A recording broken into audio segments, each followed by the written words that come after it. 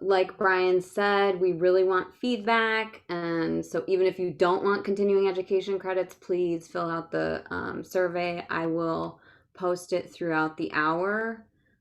Um, Feel free to ask questions throughout and unmute yourself. If you don't want to ask them out loud, you can ask them in the chat, or you can ask them directly to one of us and we'll ask them for you. And I think that is it. Thank you. And we'll start today with Christy Duke's comments. Yeah, I just have a couple of comments.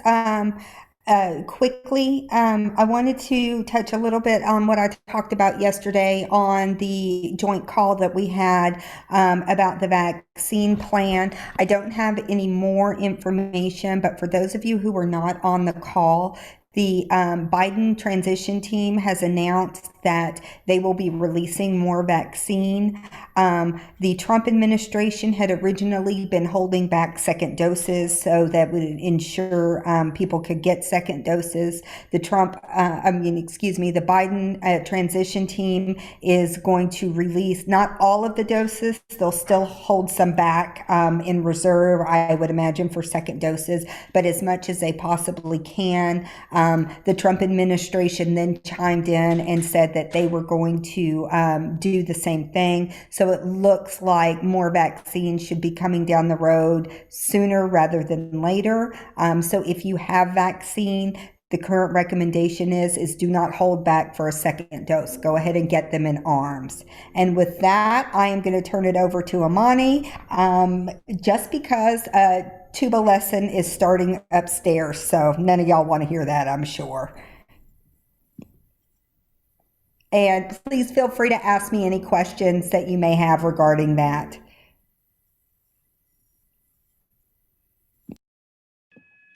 Thank you, Christy. Hello, everyone, and Happy New Year. Today, I'll be going over our usual update for the COVID-19 epidemiology in our Nashville area or region and review some of the numbers that we're currently seeing out of our USET aggregate surveillance report. And just a reminder, this report is sent out weekly on Tuesdays to our tribal nations as well as USET staff.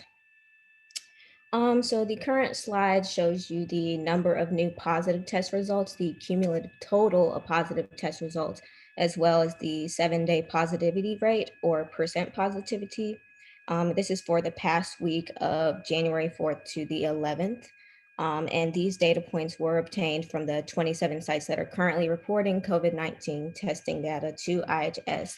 And so for this week in particular, the number of positive COVID-19 tests at reporting facilities in the IHS Nashville area in the last week was 495, while the cumulative total was 4,617.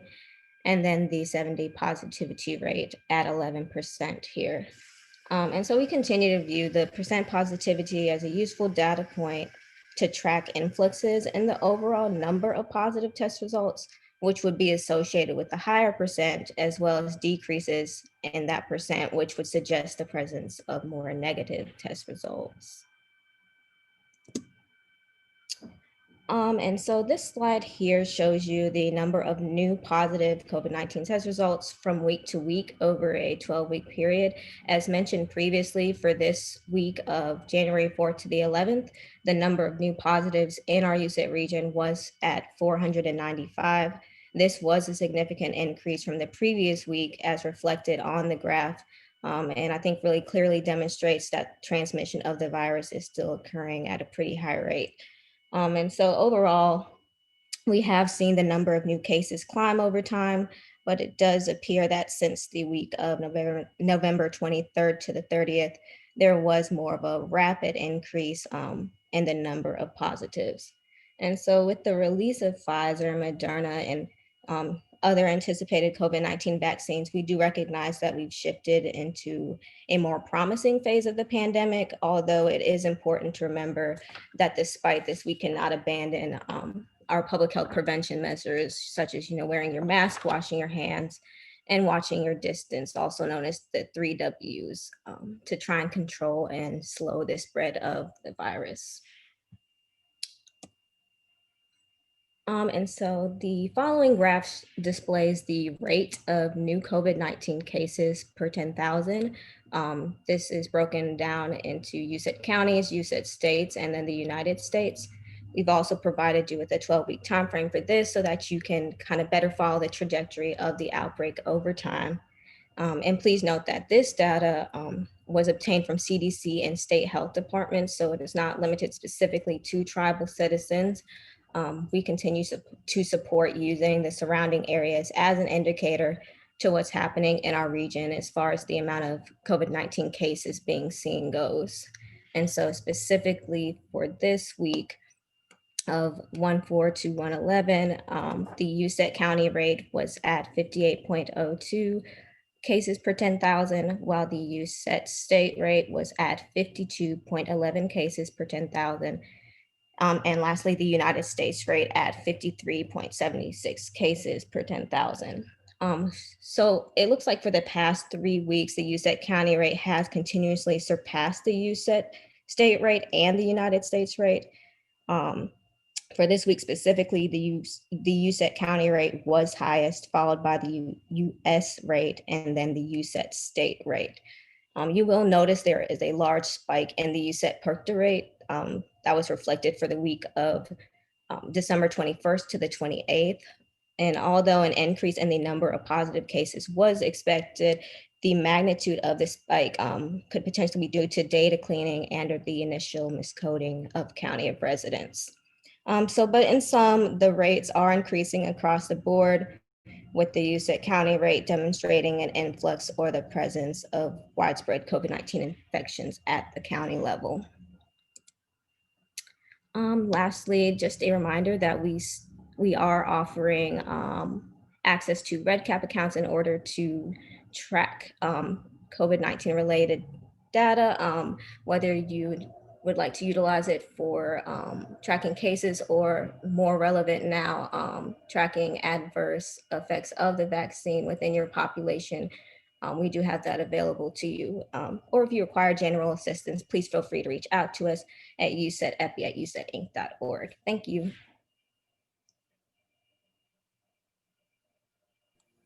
Thank you, Amani. Do we have any questions for either Christy Duke or Amani Ransby?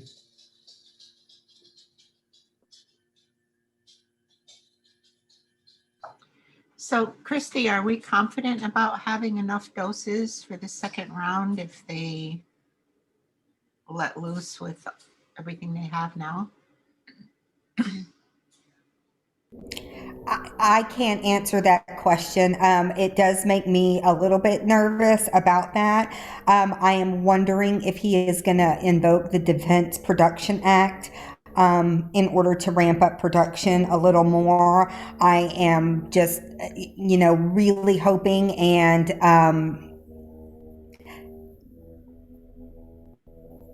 I'm guessing and I'm hoping that they thought through that a little bit more and that that's the risk they're willing to take. Dr. Brown, I know you have a little bit of insight into this too. He and I were both hesitant initially, just behind the scenes and when we talked about it, but I am feeling a little bit more confident that yes, they will have enough. They are still going to hold some back, so hopefully that will help. Dr. Brown, do you have any more insight? I don't know that I have any more insight, in any terms of like official knowledge or anything like that. I'm gonna make some comments, and I'm gonna try very hard not to be political in my comments. But if if it seems political to you, please call me out on it. I am hopeful that there will be a renewed effort by the federal government with all things pandemic wise, everything COVID.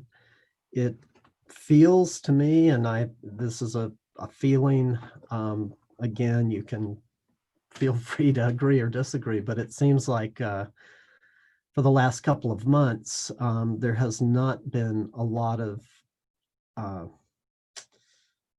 forward publicity or advice or anything else by the federal government.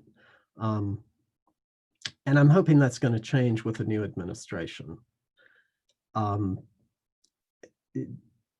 As far as, just putting all the vaccine we have out there, I have mixed feelings about it. It seemed to me like a good plan to hold back the second dose and then deliver it on time to everybody that got first doses.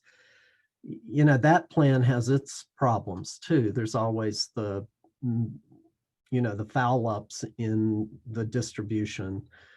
I've already seen, I think, again, this is just sort of, this is totally anecdotal, but it feels to me like the CDC is beginning to take a more prominent role in things. And to me, that's a good thing. The CDC, got really heavily criticized early on, and then it seems like they were kind of just sidelined. I'm hoping that CDC is going to be a bigger player from now on. And I just have a feeling that this change in strategy was motivated by scientific, or at least well thought out science-based planning, as opposed to politically influenced planning. So, I'm thinking that they have enough information now on manufacturing capacity and capability that they feel confident in going ahead and changing this policy to just go ahead and distribute vaccine as much as we have. What I do fear is that everybody's getting mixed messages, and the messaging is not clear on what to do. So now is every entity supposed to figure out, how many second doses do we need, and let's put that back in the freezer, and so I'm really hoping that there's going to be a lot more very clear, very definite advice and guidance coming out in the next few weeks. But again, all these are just my own kind of personal feelings and observations. And again, I'm not trying to be political here. I'm just kind of reporting it as I see it. Well, and I would agree with that, Dr. Brown, too. And I don't really have any insider knowledge besides what's being reported publicly. Unfortunately, that's not been shared via the Biden transition team. If there is indeed any insider knowledge, there may not be. But one hopes that they looked at the risk equation as much as they can. There is risk to having a slower, more prolonged vaccination period, and there's going to be risk of no second doses. So, hopefully they kind of, as much as they could, took that into account and tried to eliminate the risk. So, that's always the thing. Is there a risk of no second dose? Yes, but there's also a risk for vaccinating people slower. So there is good evidence at this point. And I mean, there was good evidence from the phase 3 trials that the first dose of the currently authorized vaccines do confer, somewhere between 50 and 90% of people get pretty good immunity 2 weeks after the first dose. We just don't know how long that immunity may last without the second booster dose. The other thing is, if you get the vaccine, the second dose of the vaccine later, than you should have, there's not really any evidence that that causes a problem in terms of, reaching 95% level of immunity. There's also not a lot of evidence that it doesn't cause a problem. So, but I think what Christy said is true. You look at getting more first doses into more people, and hopefully you're cutting down on the number of cases that way. Anecdotally, I can tell you we've got a patient in the hospital at Cherokee right now who's pretty sick with COVID, who did receive a first dose. But this particular patient was started getting sick about 10 days after that first dose. So I don't think the first dose had time to work.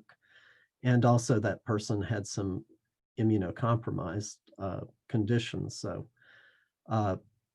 anyway, yeah, it's a complex subject.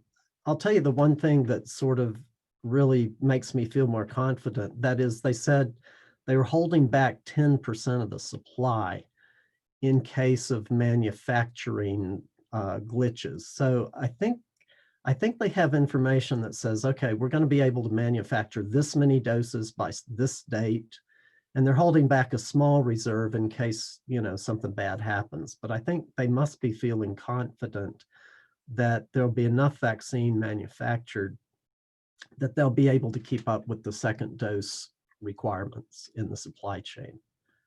So I don't know, that's a long-winded answer to your very excellent question. Does anybody else have thoughts or comments?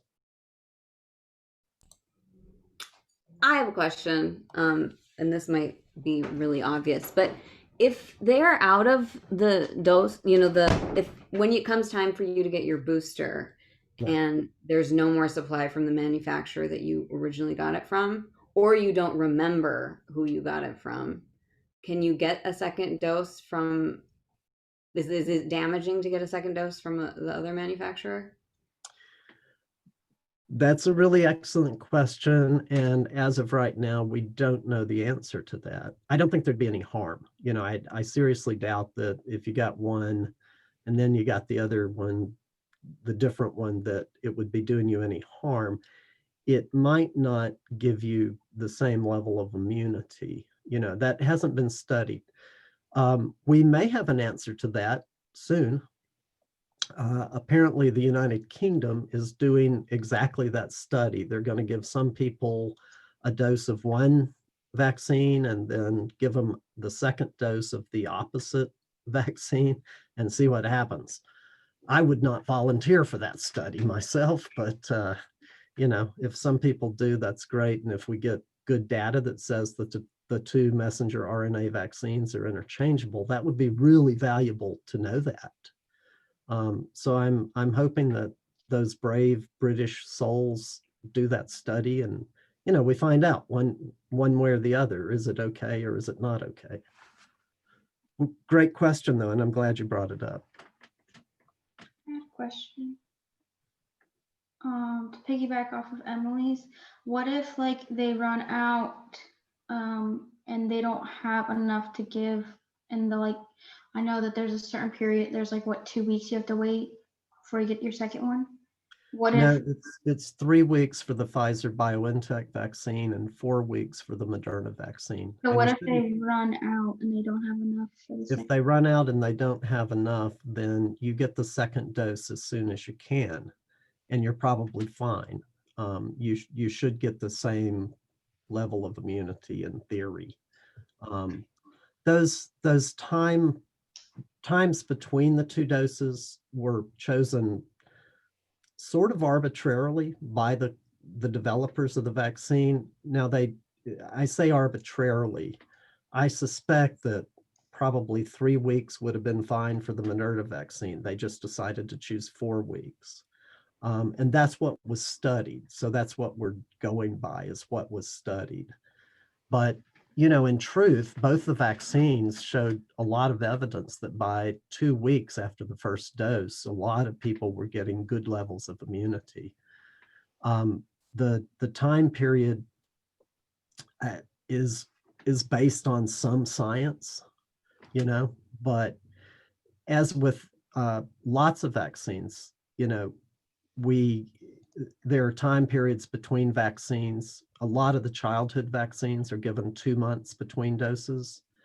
And if you miss that, you know, 2 month, if it's 3 months or 6 months or 2 years, you still just give the next dose and you consider that good enough.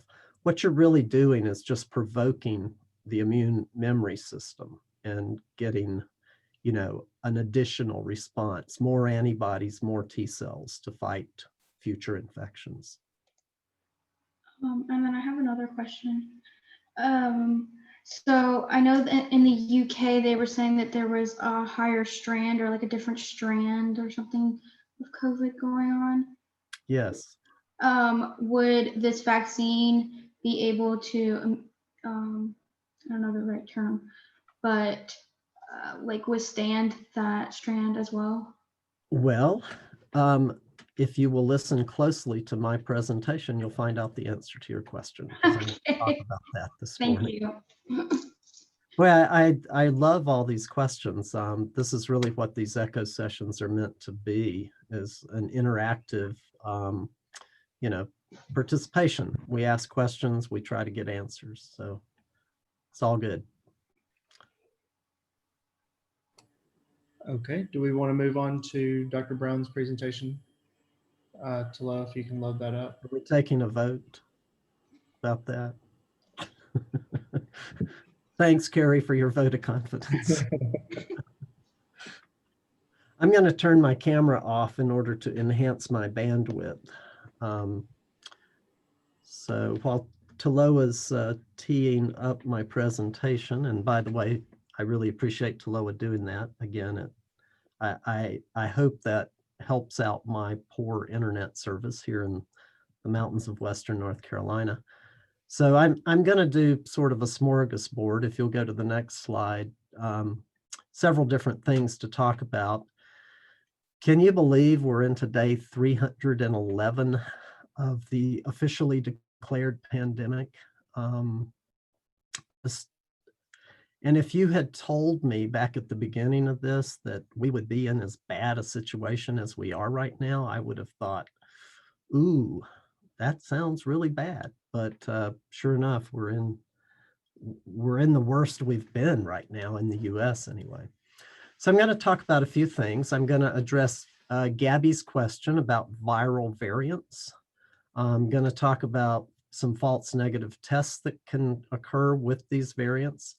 Then I'm going to do some more vaccine talk, especially about adverse reactions to vaccines, and then just some, what to expect in the near future in terms of vaccine news, and leave you, as usual, with some resources.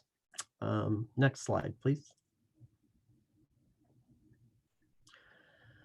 So if you're not a science geek, you can just kind of close your eyes for the next 3 slides. I am going to talk science here, but I think in order to really understand what's going on, there are a few principles that are good to know about. So we hear about DNA and RNA. Those words are in the news a lot. So what's the difference?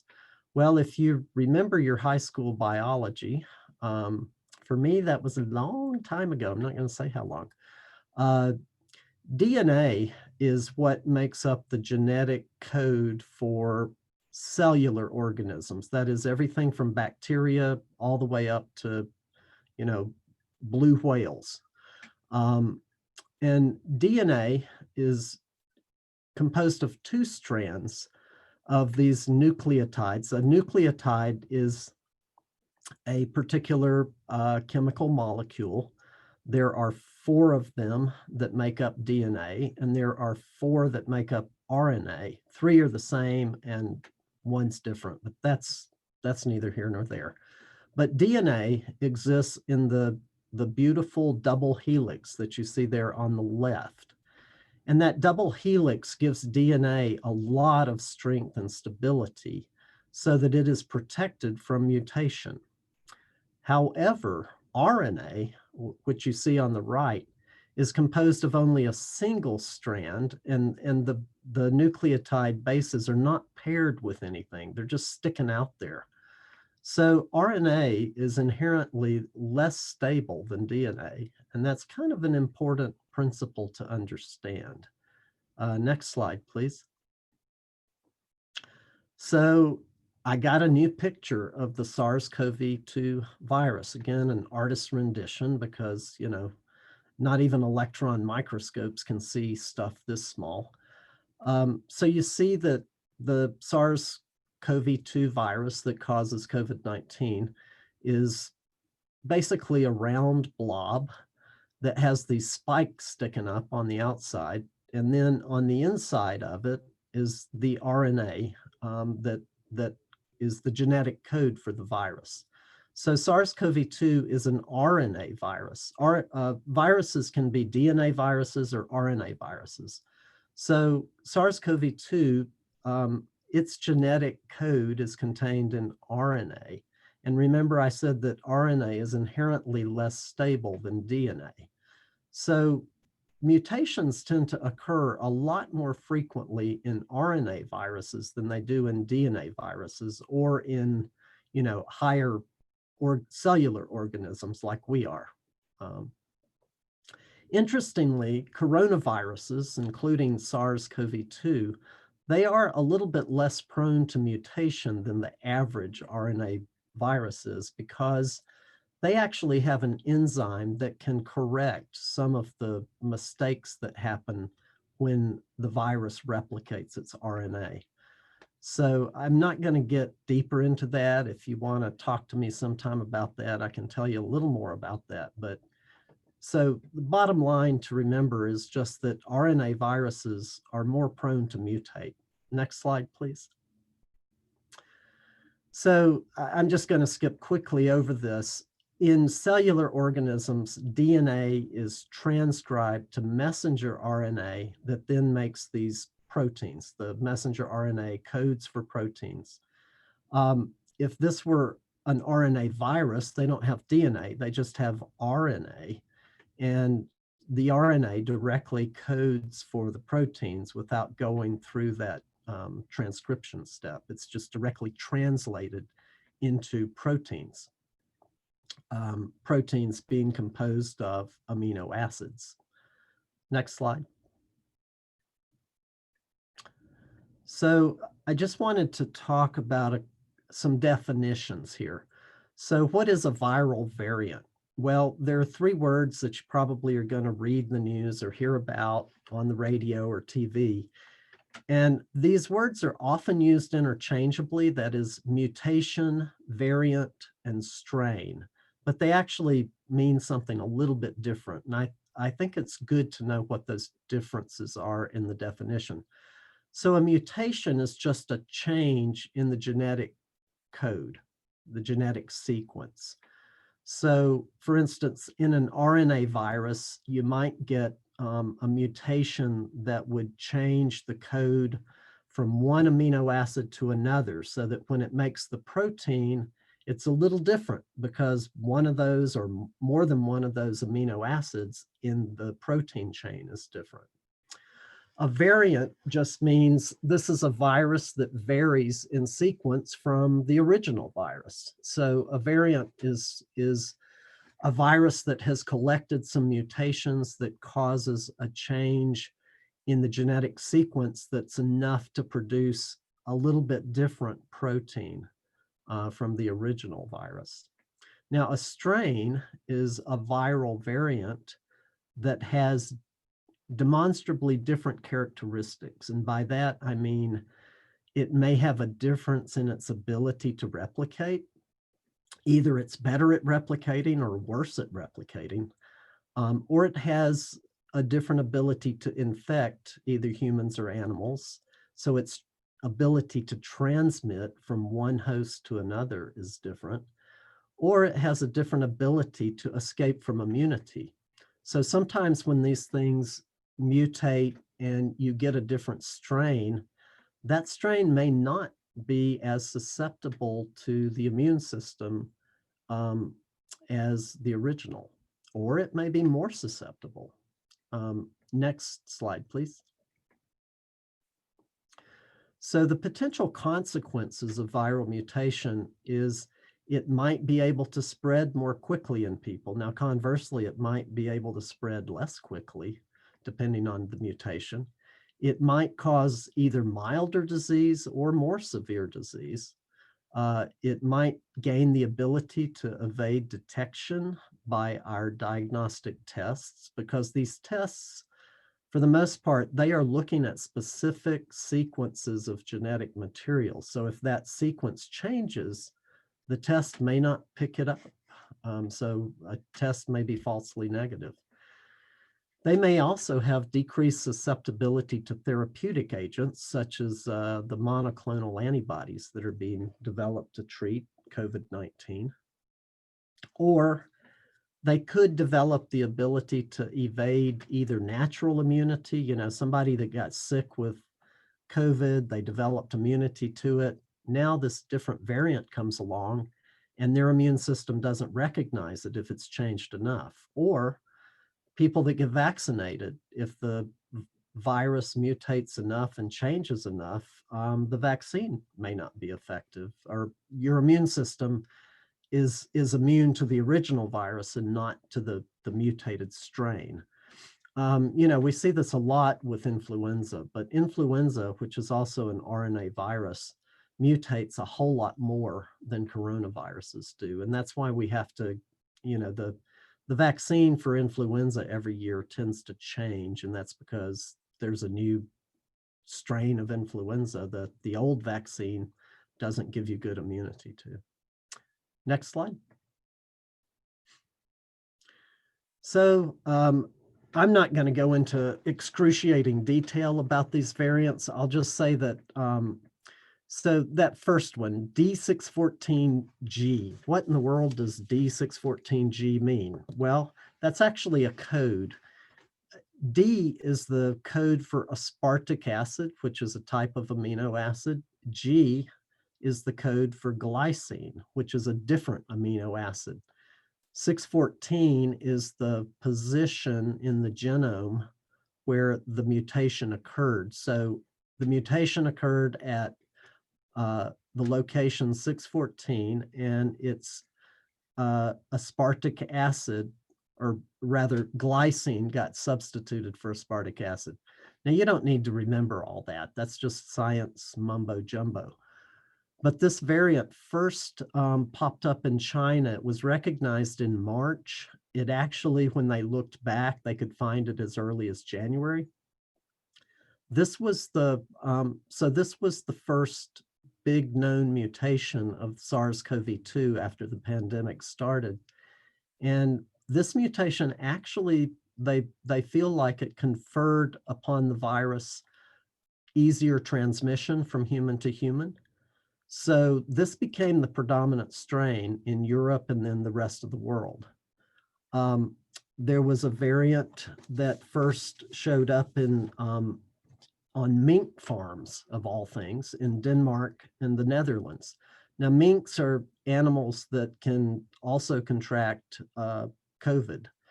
And you may remember, this was in the news months ago, that they were having to slaughter all these minks because they had this new form of the virus. So this is the Y453F. That is, F-phenylalanine is substituted for tyrosine. So one amino acid for another at position 453 on the viral genome. They don't really know if, human-wise this had an effect, but they have shown that this mutation made it easier for minks to catch COVID. So again, it was a genetic mutation that gave the virus more transmissibility among minks, maybe not humans, we don't know, or at least I don't know. And then this one that's really been in the news a lot lately that was first noted in the United Kingdom is known as N501Y. This is where tyrosine is substituted for asparagine at the 501 position. Now, confusingly, this is also known as B.1.1.7. It's also known as 501Y version 1. These are just different names, and it depends on how you're looking at this. That B.1.1.7 is actually the name of the branch of the tree that this virus falls in. So there are people that are tracking these viruses, and they're sequencing the genomes over and over and over, and they're looking for differences. Now I'll talk a little bit more about that in a minute, but it's very confusing to me because, they give different names to this same mutation. And then there's the South Africa variant, which also has the same N501Y, but it also has some different mutations at other places. So this is 501 version 2, also known as B.1.351. So this is all pretty confusing, but and there are other mutations that are happening all the time.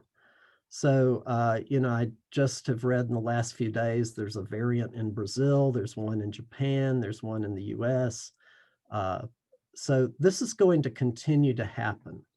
And one of the things that the UK and the South African variant, they have shown that those also spread more quickly than the original variant, maybe as much as 56% more quickly. So they don't cause worse disease, but they transmit more easily, which means they cause more disease. Next slide, please. So what's the bottom line with these variants? Well, I think the bottom line is the answer to Gabby's question. Does it have any impact on either the severity of disease or the vaccine efficacy? So as I mentioned, the CDC, along with state and local health departments, universities, and some other entities are tracking these variants. They have the capability of identifying several hundred new variants a week. Let me back up. There are not several hundred new variants every week, but they have the capability of sequencing well over 2,000 genomes per week in the lab. So they're looking at those genomes to see what variants are out there. If you want to know more about this, I've put a link here on the slide that you can go to the CDC website and they have more information about this if you're interested. But I think the bottom line is currently there is no evidence that any of these new strains has any impact on severity of disease or how effective the vaccine is. Now that's so far. Let's keep our fingers crossed and hope that, that statement continues to be true. Next slide, please. So related to this, though, there are some things that have already popped up, and one is some false negative testing with viral variants. So on January 8th, the FDA issued an alert that said that there were 3 PCR tests out there out of the 200 or so that are out there that they have seen are affected by some of these variants. So the Mesa Biotech Acula test, the TACPath, and the Linea test all can give some false negatives with some of these viral variants. And it's because of what they test for. Even though, PCR tests are all PCR tests, but they're not all testing for exactly the same part of the virus. So next slide. What does this really mean for your clinic? Or what it means is you need to know what PCR test that your reference lab uses. Now, hopefully there's a lab director at the reference lab who's well aware of these viral variants and the effect it may have on the PCR test. Interestingly enough, for 2 of those tests, the TACPath and the Linea test, they both test for more than 1 gene in the virus. One tests for 3 and the other for 2. I can't remember which is which, but the pattern that they get from the test can actually alert them to the fact that the viral variant is present. So it's actually, not necessarily a bad thing, because it's going to help us to identify these variants just because of the pattern that they get from the test results. I've probably confused you all about that, but anyway, bottom line is know what test your clinic is using, and even more important probably is stay tuned for more updates, because the virus is going to continue to mutate. It's probably going to continue to affect some of the tests. And hopefully it's not going to affect our therapy or vaccines in the future, but that remains to be seen. So don't lose sleep over this. It's going to do what it's going to do. Viruses they're not smart. They don't have any nervous system. They don't mutate on purpose. They just mutate. And then, it's sort of pressures of natural selection as to whether the mutation helps the virus or hurts the virus. And then we just have to deal with whatever the mutation brings to the table. All right, next slide, please. Let's talk about vaccines, as if we haven't talked about vaccines enough. So now that we're getting some experience with vaccines, it's becoming more obvious what the reactions are.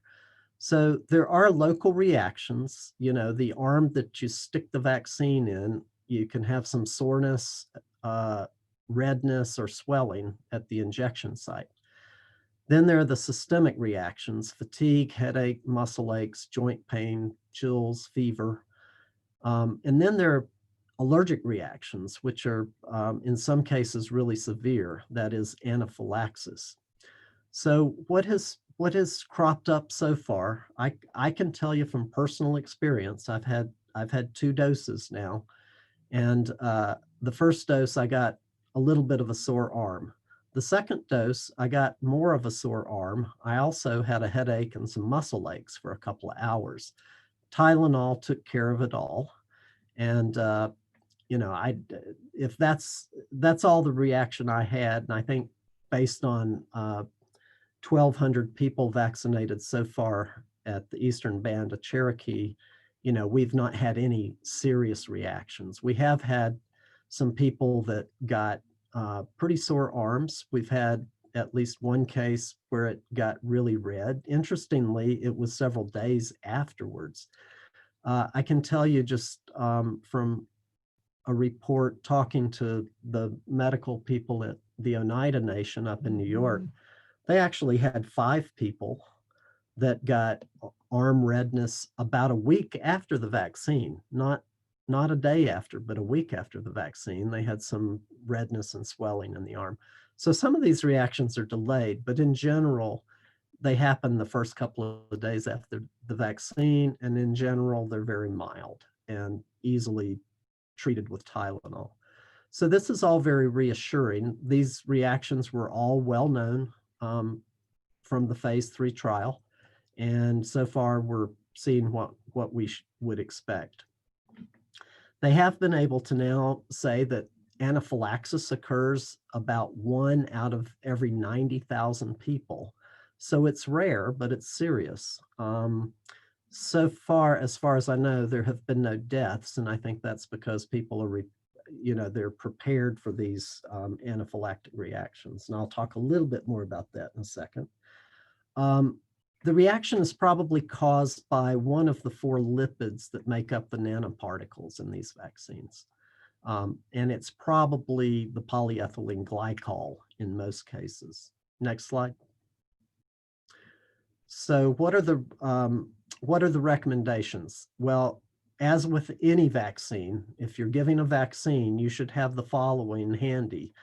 At least enough epinephrine to treat somebody 3 times, because a lot of times with anaphylaxis, you have to give repeated doses of epinephrine. You should have an antihistamine, diphenhydramine or Benadryl, as the trade name is the one that's commonly used, and it's good. You need to have a blood pressure cuff and a watch so you can check people's pulse rate and their blood pressure. So therefore you need a stethoscope too. But what you really need to do is make sure that you observe people for at least 15 minutes after they receive the vaccine. I would say if you can, have them stay longer than that. About 70% of the anaphylaxis has happened quickly, like in the first 15 minutes. But there have been some cases that happened a little more than 15 minutes. 30 minutes should be good for pretty much everybody. Next slide. So there are now some contraindications to messenger RNA vaccines. So if somebody has had an anaphylactic reaction after the first dose, or the second dose of one of these two vaccines, don't give them another dose.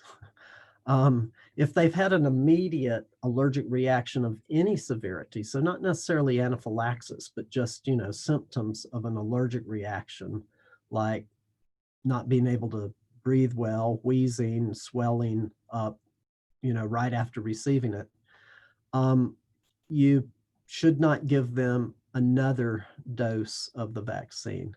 And if they've had an immediate allergic reaction of any severity to either polyethylene glycol or polysorbate, which is a really common food additive. So if you get somebody that says, hey, I'm allergic to polysorbate, a very common food component, but not a very common allergy.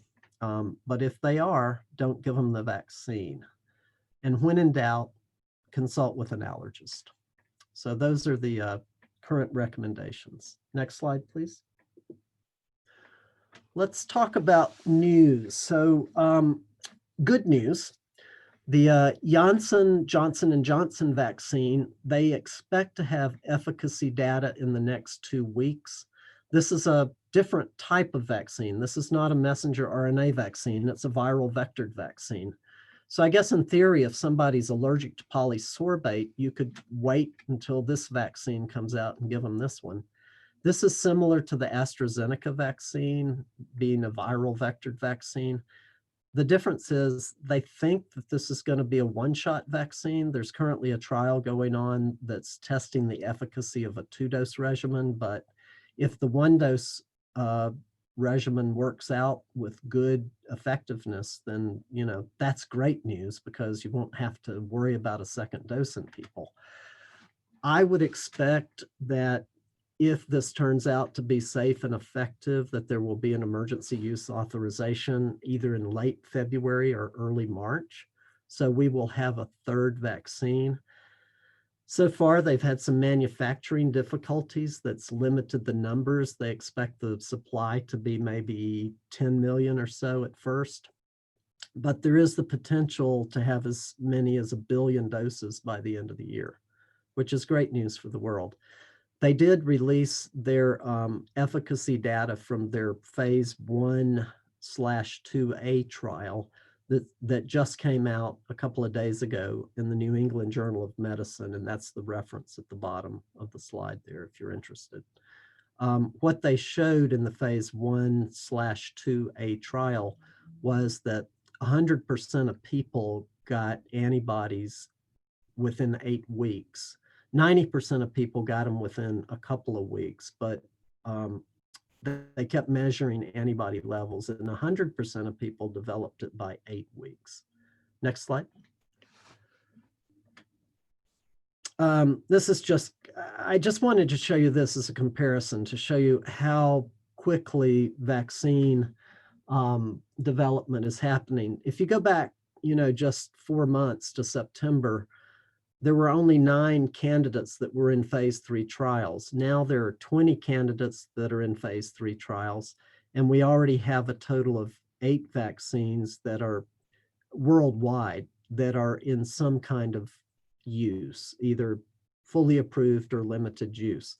We have 2 so far in the US. The UK, I think, has 3 because they've approved the AstraZeneca. Next slide, please. And the AstraZeneca vaccine is kind of the wild card as far as the US is concerned right now. There is a phase 3 trial that's going on in the US with the AstraZeneca vaccine. And I think they're waiting for the US trial to actually apply for an EUA. So I don't know when the AstraZeneca vaccine may be available in the US. It could happen almost any time, but it might be months from now. So another interesting thing to look at that I've been looking at this week is the CDC website vaccine tracker that shows how much vaccine has been given. And they do it by state. So you can go and look at your state and see how well or how not so well they're doing. So far, there have been over 30 million doses distributed. There have been over 11 million doses administered. And that kind of points out how we're not getting vaccine into arms as fast as we should be. we're approaching 10 million individuals have received at least the first dose, and 1.3 million people have already received 2 doses. That's not even 1% of the US population. The 9 million is about 3% of the total population, but the 1 million is like, what, 0.3% of the population.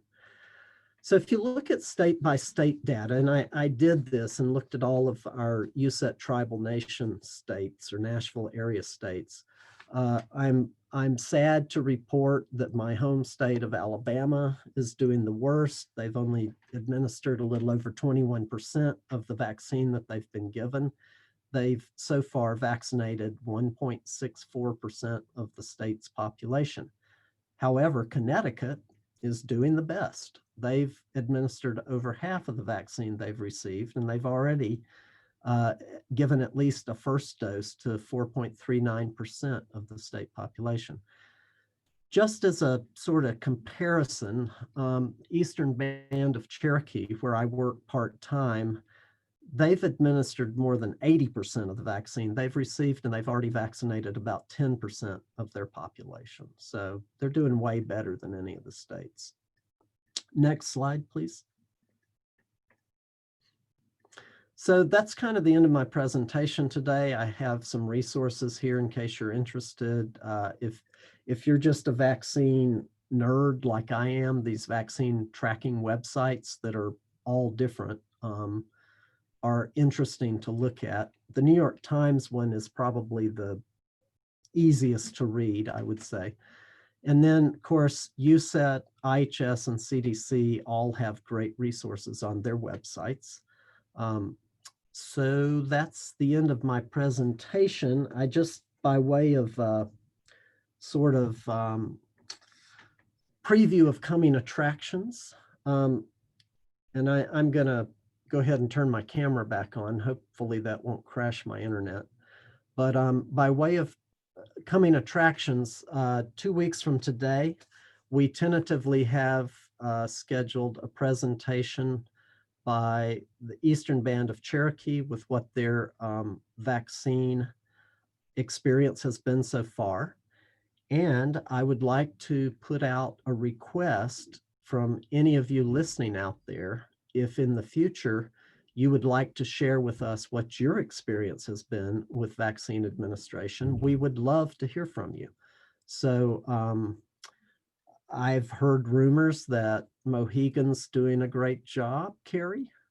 If some of you would like to present your experience, we'd be really interested in hearing that. I would say we are doing a good job. We don't have that many. To date, as of 4 p.m. yesterday, we had vaccinated 300 people. We had 300 doses. That's a huge percentage. That's a huge percent of your population, though.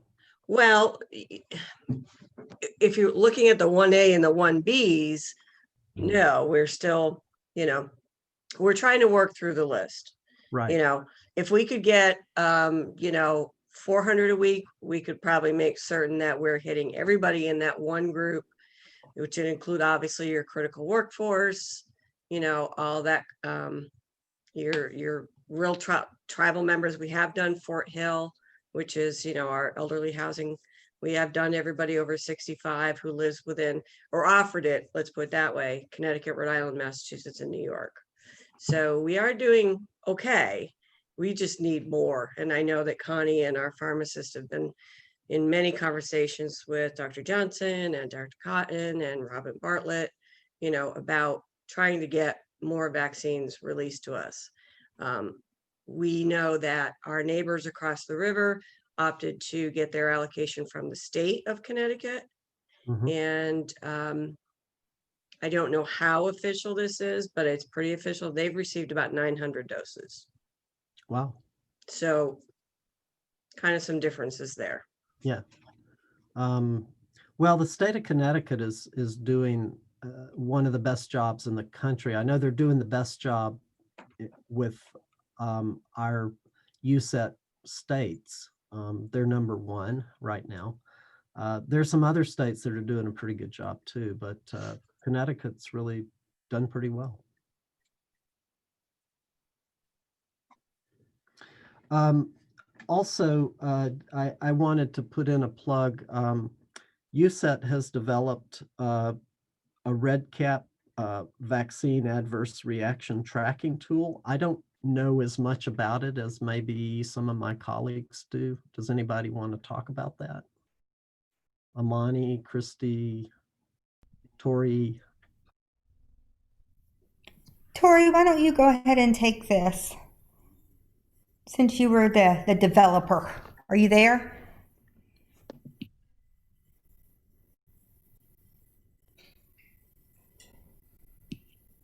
Tori may have had to step away for a moment, but I'll speak on her behalf. Tori, if you want to interrupt at any point in time, please feel free to. So the REDCap, the adverse events tool, was a special request by Dee right before the holidays. She wanted to be able to she called us and said it's going to take a tremendous amount of time for the nurse. Right then, they were just doing the clinic employees to follow up with everybody on a daily basis to see if they had any adverse events, to do the screenings.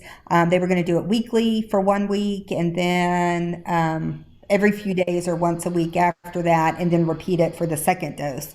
And she said the nurse just doesn't have time to do that. Do you have something so she could just check off yes or no when she's screening? And we came up with the REDCap tool, and the benefit is the nurse doesn't even have to call unless they indicate there's a yes. Just have them, it's just basically a survey, and you ask them to repeat it however often that you want to look at it, as I mentioned, what Dee did, to see if they have any adverse events. And then the nurse doesn't even need to follow up unless there's an indication of a adverse event occurring. Now, the downside of this is that it is a survey, and you do have to make sure that people fill it out. Obviously, with the clinic employees, that's a little bit more manageable. But it is something, it's a tool, and it might, with some modifications, be able to be utilized by the population at large. And if that's something that you're interested in doing, we can certainly share it with you all. I know that the CDC also has a text tool. And it's what is it called? VSafe? VSafe. It's called VSafe. But it's my understanding that the vaccine recipient just texts, and if there's a positive result, that's followed up by the CDC. And I don't think that loop ever gets closed to the provider who gave the injection. And so that's one of the downsides there. My guess is the CDC's advice would be go to the emergency room or call your provider, or it's fine. Your arm will feel better soon. So there's no ensuring that that's followed up by the provider. I saw that Tori unmuted. Tori, do you want to go ahead? Well, you covered everything. Thank you, Chrissy. But yeah, so the tool is we can customize it. It's really, really short. And it does have like skip patterns in there. So if they say no to the questions, then they won't have all of the questions will not populate. And it's simple, and we like REDCap, and like I said, like Chrissy said, the other tribe is using it. And what the good thing is, you can just send them that link. They can go ahead and access it as is convenient for them, and then you'll get a notification that it's been done, and then you can follow up if they do answer yes for that. But it's really simple and straightforward. So you can use it, like have them do it every day, and you can automate it, put the email addresses in and send reminders to go in, so you're not required to do that. So Christy covered everything else. Thank you. Yeah, I think it's a great resource if you want to pick it up and use it out there. And I think Dee was going to use it. They were going to use their the clinic staff to provide a little bit of data to the community to maybe help make it more palatable to receive the injection. So, sure, yes. And before we close today, and I'll stay on as long as anybody wants to answer. Well, you can ask questions. I'll try to answer. But I just was wondering, for future presentations, for those of you who may not have a really deep biology background. Do you want less science in these, more science, or is this about right? I'm trying to just give enough so that you can kind of have a better understanding of what's going on, but it may be too much or it may not be enough. Does anybody have any feedback you want to give me? You won't hurt my feelings one way or the other. I think it's fine for me. I have enough knowledge in my head, that it's more sometimes seems to be too much, but it's always there. So it's always good for me to hear that. Okay.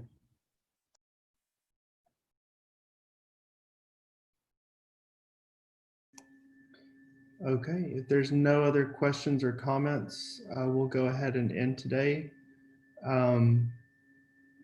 Mary said she always likes more.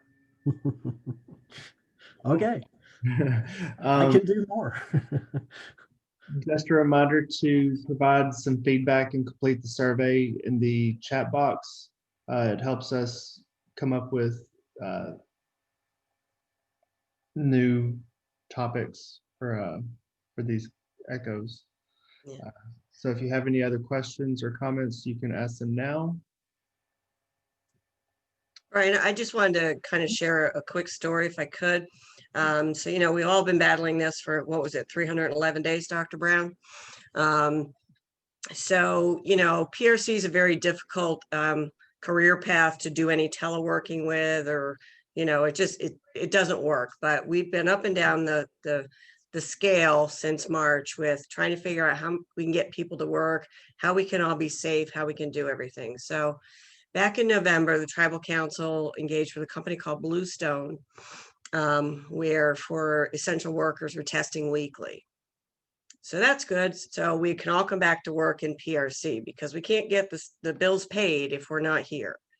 So the holidays came around and I have 5 PRC coordinators. 2 of them are sisters. They live near each other, but not with each other. One of the sisters went to a party on Christmas Day. She saw her sister who didn't go on Tuesday, and that Tuesday, the one who went to the party is positive. She and her partner got sniffles and colds and whatnot. 3 days later, the sister who did not go to the party and went and had a pedicure with her sister tested positive. She's currently still in the hospital. One of my team been on the remdesivir. She's on a high flow O2. Regular O2 is not cutting it. Steroids. They also put her on a medication that they give to cancer patients. So I'm not sure. I think they were going to try and wean her O2 down some more today and see if they can finally get her on regular O2. But, we have, and she's been one of the employees that's been in this building since March every day with me. I mean, it's like we're so close to getting that vaccine, and one poor choice, it didn't have to happen. Now, mind you, it was a tribal families party. 8 of the 10 people who were at this party tested positive. So if you take away anything, it's like none of us are immune, but sometimes these things just don't have to happen. So keep my girl in your thoughts that, she gets better. And of course, now the other sister who started it has been living with the father who is also positive and didn't go to the party. So now she's on an extended 2 weeks. So I don't know when my team's coming back. We're just plugging along, doing the best we can. But it's really important to note that it didn't have to happen. Yeah, I don't think we can emphasize enough the social distancing, mask wearing, hand washing, and just, social distancing basically means don't go to parties, don't go anywhere you don't have to go. And, it's easy to see from the curves, the epi curves, that there was a big increase after Thanksgiving. There's now another big increase after the Christmas, New Year holidays. I'm hoping that, with the holidays past us, sometime in the next 2 or 3 weeks, we're going to see some significant falls in the number of cases, the number of hospitalizations. But I can also tell you that, and I've been having to do a lot of extra work at the Cherokee Hospital recently because one of our doctors was sick. And we've had times that the nearest ICU bed available was in Kentucky. I mean, you know, there were no ICU beds in Western North Carolina, South Carolina, Northern Georgia, Eastern Tennessee. It's gotten really bad here. We've had to keep people at our hospital that needed to be in an ICU, and we don't have an ICU. So it's a real challenge right now, and people just need to do the public health measures that are proven to work.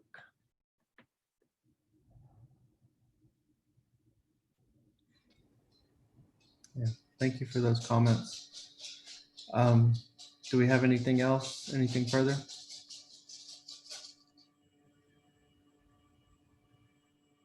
Okay, well, we can go ahead and end for today. Thank you all. And the next echo is January 29th? 29th, yes. And it will be covering vaccines again. So tune in for that. It'll be really interesting to hear from Cherokee's perspective. Thank you all.